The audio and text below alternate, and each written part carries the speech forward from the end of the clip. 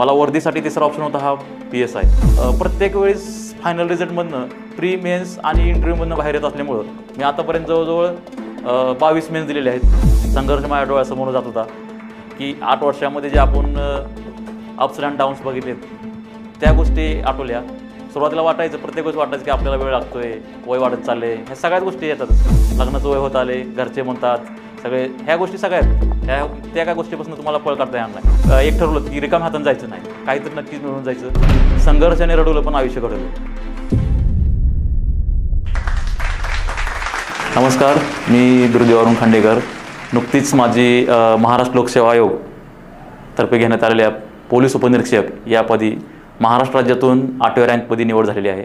खरं तर grow motion platform बघता आतापर्यंत या प्लॅटफॉर्मवर खूप दिग्गज लोकांनी ज्यांनी आपल्या आयुष्यात उंच शिखरावर यश गाठलेलं आहे, अशा लोकांचंच हे झालेलं आहे. तसं बघता मला इथं बोलवलं, माझी संधी दिली, ही माझ्यासाठी मी नक्कीच अभिमानाची गोष्ट समजतो. मी माझा थोडक्यात प्रवास सांगू शकतो. मी सोलापूर जिल्ह्यातील माढा तालुक्यातील विठ्ठलवाडी या गावातून आलेलो आहे. माझं प्राथमिक आणि माध्यमिक शिक्षण हे माझ्या मूळ गावी विठ्ठलवाडी येथेच आणि 11वी-12वी शिक्षण हे दयानंद कॉलेज सोलापूर येथे झाले असून तसंच माझं पदवीचं शिक्षण हे पुणे येथील PCCOE college, Pimpri Chinchwad college of engineering या कॉलेजमधून कॉम्प्युटर या शाखेतून झालेलं आहे. 2015पासून मी स्पर्धा परीक्षेची तयारी करत होतो. 2015 ते 2024 खरं तर बघता 8-9 वर्षाचा कालावधी लागला. हा कालावधी जसं बघता खूप एखाद्या स्पर्धा परीक्षेच्या विद्यार्थ्याला जर बघा म्हटलं तर 8-9 वर्षाचा कालावधी खूप मोठा आहे त्याच्या आयुष्यामध्ये. ह्या स्पर्धा परीक्षा तयार करत असताना खूप चढउतार आले आयुष्यात. त्यामध्ये तुम्ही एकाच ठिकाणी राहणं टिकून सातत्य, संयम, संघर्ष ह्याही गोष्टी मला नक्कीच त्याचा फायदा झाला. मी 2015पासून सुरुवातीला मी UPSC तयारी चालू केली होती आणि UPSCमधून मला पहिल्यापासून वर्दीचं आकर्षण होतं. वर्दीचं आकर्षण असल्यामुळं मी UPSCमधून UPSC घेत असलेली CFA परीक्षा, सेंट्रल आर्म पोलीस फोर्स या पदाची मी तयारी चालू केली. त्यामध्ये मला मुलाखतीपर्यंत जाण्याची संधी मिळाली, पण काही मार्क कमी पडल्यामुळं मला फायनल सिलेक्शन होऊ शकलं नाही. त्यानंतर मी MPSCचे पण मेन्स आतापर्यंत मी 3 मेन्स दिलेले आहेत. त्यामध्ये तिथं देखील मला यश मिळू शकलं नाही अपेक्षित. आणि मला वर्दीसाठी तिसरा ऑप्शन होता हा PSI.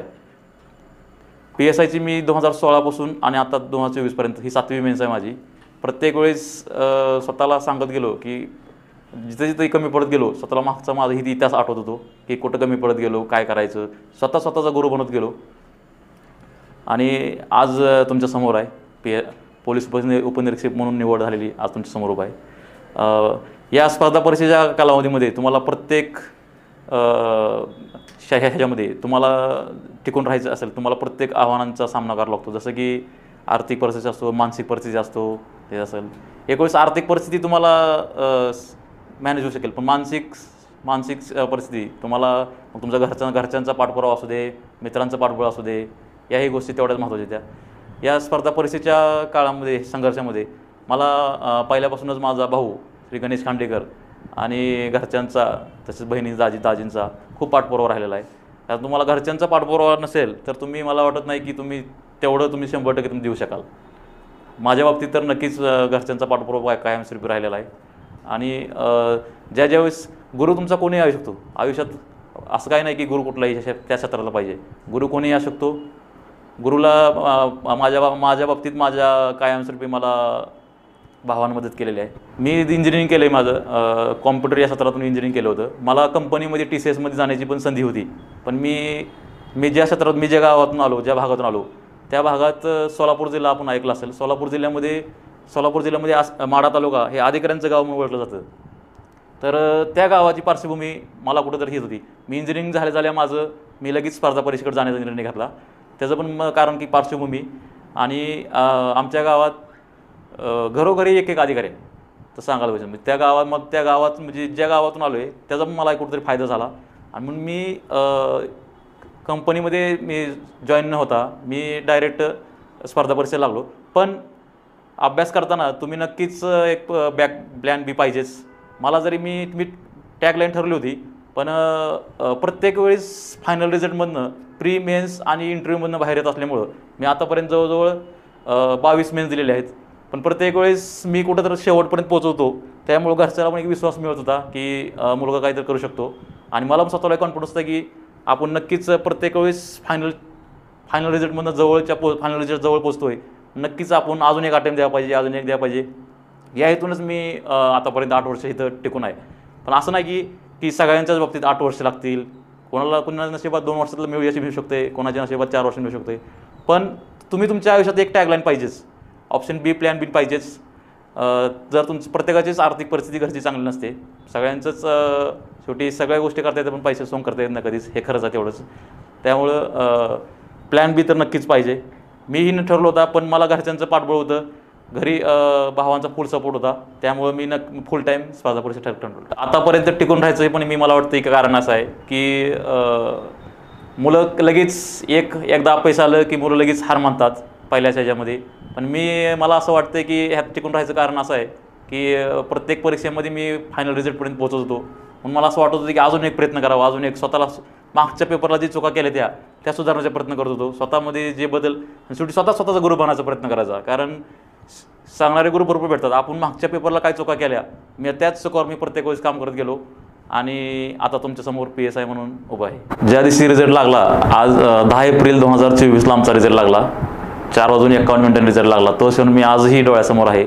रिझल्ट लागल्यानंतर लिस्टमध्ये नाव चेक केलं, त्यानंतर पूर्ण 10 मिनटं मला मागचा संघर्ष आठवला. 8 वर्ष आपल्याला जे लागलेत, संघर्ष माझ्या डोळ्यासमोर जात होता की 8 वर्षामध्ये जे आपण अप्स अँड डाऊन्स बघितलेत, त्या गोष्टी आठवल्या. सुरुवातीला वाटायचं, प्रत्येक वेळेस वाटायचं की आपल्याला वेळ लागतोय, वय वाढत चालले, ह्या सगळ्याच गोष्टी येतातच. स्पर्धा परीक्षा अभ्यास करणाऱ्या विद्यार्थ्यांना सगळ्यांनाच भासवतात. लग्नाचं वय होत आले, घरचे म्हणतात, सगळे ह्या गोष्टी सगळ्या आहेत. त्या काय गोष्टीपासून तुम्हाला पळ काढता येणार नाही. पण एकदा लिस्टमध्ये नाव आलं की तुम्हाला सगळ्या ह्या मागच्या गोष्टी विसरून जातात. ह्या गोष्टीला दुय्यम सांगितलं डायरेक्ट. त्यामुळं नक्कीच खचून जाऊ नका. सातत्य, संघर्ष, संयम, ह्या तिन्ही गोष्टी एकत्र पाहिजे. त्याच्या अगोदर सगळ्या गोष्टी संयम पाहिजे. संयम असेल, तुमच्याकडे टिकून राहायची क्षमता असेल, तर तुम्ही ज्या क्षेत्रामध्ये उतरलाव त्या क्षेत्रामध्ये नक्कीच तुम्हाला यश मिळते. हार मानायची नाही. प्रत्येक वेळेस मला 8 वर्ष लागलं म्हणून तुम्हालाच 8 वर्ष लागतील असं ह्याचा अर्थ असं पण नाही. कोणाला 2 वर्ष लागतील, कोणाला 4 वर्ष लागतील. मी माझ्या बाबतीत म्हणू शकतो की देर आहे दुरुस्त आहे. 8 वर्ष लागले ठीक आहे, पण जाता जाता की असं नाही एक ठरवलं की रिकाम्या हातानं जायचं नाही, काहीतरी नक्कीच मिळून जायचं. आणि आज वर्धीचं स्वप्न होतं, तेही स्वप्न मिळवलेलं आहे. स्टडीबद्दल माझ्या बोलायचं झालं तर मी प्रिलिमच्या बाबतीत मी पहिल्यांदा 2 वर्ष UPSC केल्यामुळं मला आणि ज्यावेळेस मी कंबाईनवर फोकस झालो, खास करून PSI पदावर, तेव्हा मला प्रिलिमचा तर काही प्रॉब्लेम वाटला नाही. प्रिलिमला आपल्याला सगळ्याला माहीत आहे की 7 सेक्शन आहेत, 7 विषय आहेत. 7 विषयाला 10-10, 15-15 सेक्शन आहेत, 15 मार्काचे.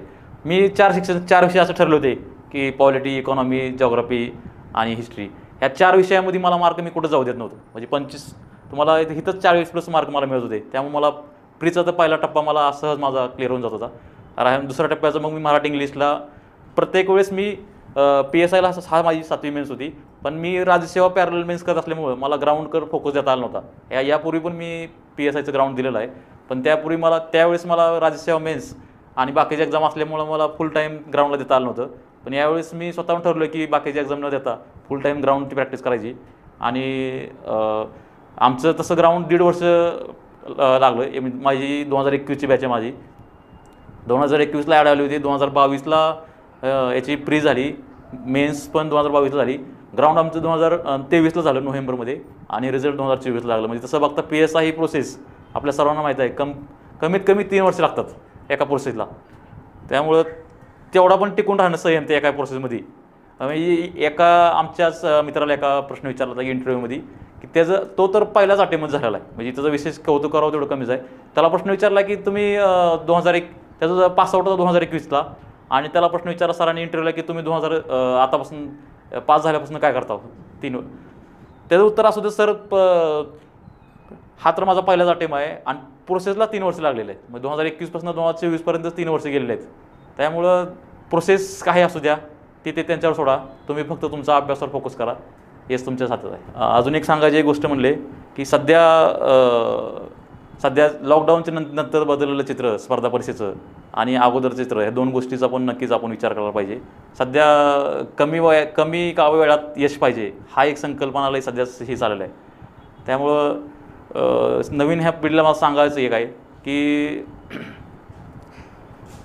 स्पर्धा परीक्षेमध्ये तुम्हाला जर टिकाव असेल तर तुम्हाला पहिली गोष्ट सातत्य पाहिजे. सातत्य असेल, संयम असेल तर तुम्हाला इथं तोपर्यंत हे टिकवणार आहे. तुम्ही जरा लगेच झटपट यश मागं लागला तर तुम्हाला नक्कीच अपयश आलं आहे. अपयश येण्याची शक्यता जास्तच असते. सध्या रिझल्ट बघता, मेरिट बघता ह्या गोष्टीला बऱ्याच आता आपण पेपरमध्ये वाचतो की या मुलांनी आत्महत्या केली, 2 हे मालं. ह्या गोष्टी कुठंतरी मानसिक नैराश्य असू दे, या गोष्टीत तुम्हाला जर सावर असेल तुम्हाला स्वतःला सांगावं लागेल की आपण इथं ह्या स्पर्धेमध्ये आलो आहे कशासाठी. आणि जर स्वतःला तुम्ही ह्या गोष्टी विचारल्या, तुमचं मागचं बॅकग्राऊंड तुमचं विचारलं, तुम्ही स्वतःला आपण आता काय होतो आणि आता काय आहे, ह्या गोष्टी जर तुम्ही स्वतःला सांगितलं तर नक्कीच तुम्ही स्वतःमध्ये बदल घडवू शकता. संघर्ष प्रत्येकाला आहे. व्यक्तीच्या आयुष्यात व्यक्तीच्या आयुष्यात संघर्ष असतोच. मग तो कोणी असो, कुठलेही क्षेत्र असो, तुम्हाला संघर्ष करावा लागणारच आहे. जाता जाता एवढं म्हणेल की संघर्षाने रडवलं पण आयुष्य घडवलं.